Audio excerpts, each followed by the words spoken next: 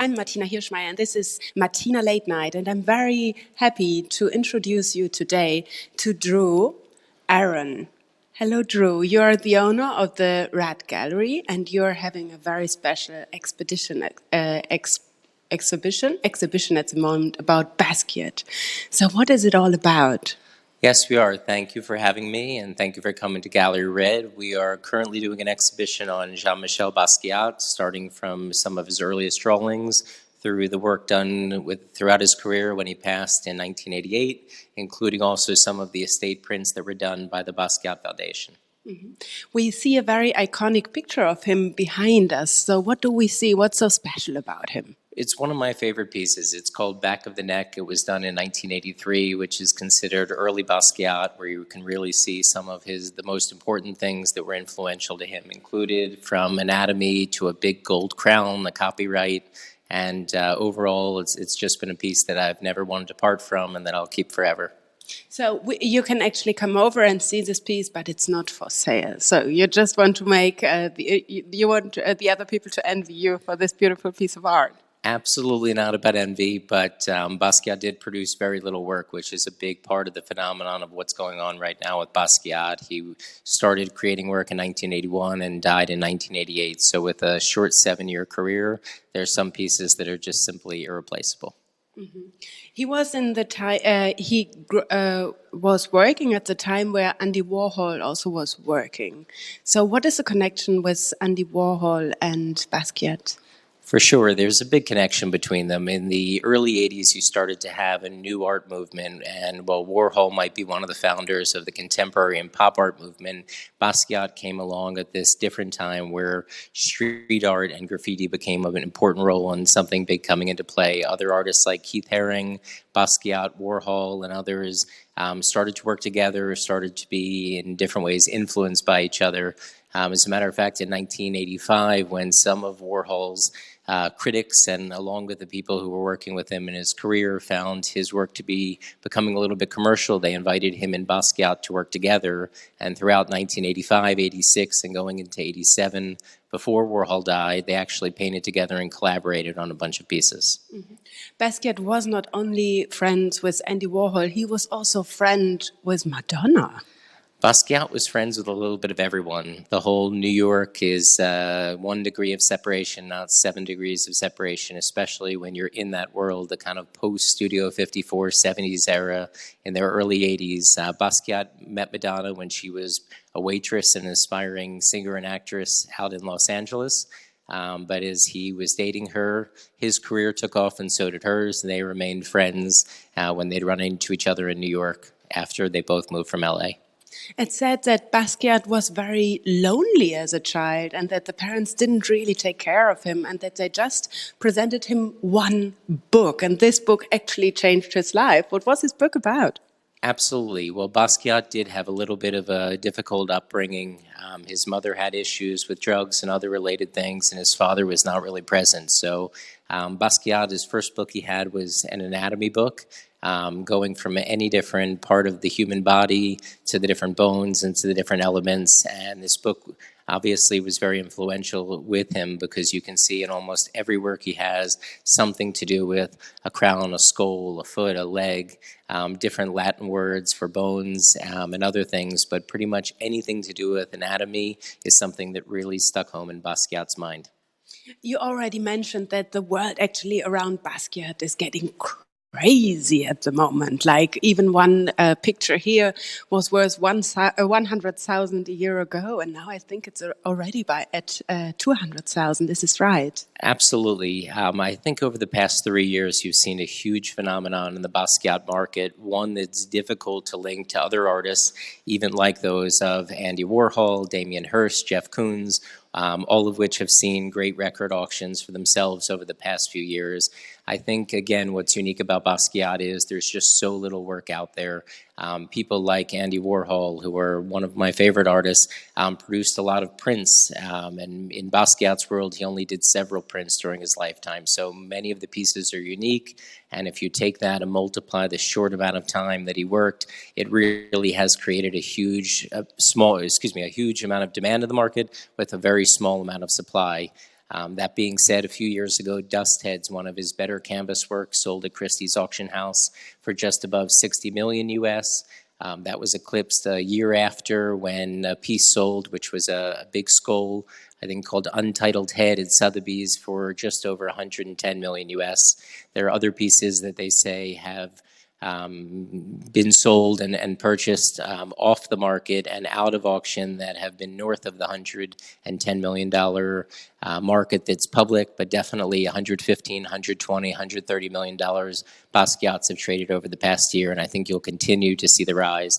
The example you used was a print that Basquiat did, which was an edition of 60. A year ago, we had that for sale at just 100,000 euros, and that sold in auction in Phillips, that exact piece, for $208,000 just a couple months ago, which means the current price is higher than that. And as we see less on the market, we're seeing prices go nowhere but north. These are enormous numbers, and you actually have beautiful pieces here. Aren't you afraid that someone will actually come over and take them? Well, obviously insurance plays a good role into that, but no, all of our galleries, the insurance companies work together with us and our security companies when we build them out to make sure that they're the highest level of security, from alarm systems, cameras, the type of glass we use, motion sensors, glass breakers, etc. But in the end of the day, you can keep something in your home and not be able to enjoy it, or you can have something that you're able to loan to a museum, an institution, a foundation, a gallery. And in this case, we were looking at it as something very cool that we could exhibit in Mallorca, as there has never been a Basquiat exhibition in the Balearic Islands and only a couple in Spain. Mm-hmm. It's so nice that you're actually opening up your treasure and showing these things here.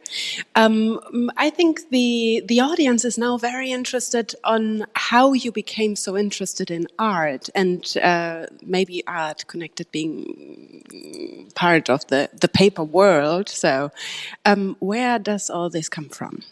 It's a great question. I loved art growing up as a child. I was always interested in all periods of art, from traditional and Renaissance and Impressionist art all the way through contemporary and modern art today. I definitely remember as a young child having a big interest in Andy Warhol and being fascinated with his work and his life.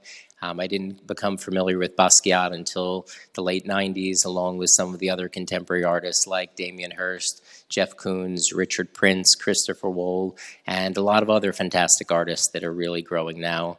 As far as what got us into collecting, every stock I invested in, every stock I ever bought when I started working really hard, just finishing university, always went down. So I said to myself, obviously, buying stocks and bonds is not for me. I don't know what these companies are doing, and I'm not sure, if it was just bad luck and timing, but it made me start to invest in alternative things. So real estate was something that was always interesting to me, and art was something else. I like that they're tangible assets. I like that if you have a piece of real estate, whether it's a flat, a condo, an apartment, a building, it's something that you can see and touch. You can also improve it. With art, it's a different type of investment. It's something that you can enjoy every day when you get to see it. You can hang it where you want. It could be your office. It could be your home. It could be anywhere, but at least it's something that you actually have that you can touch and see.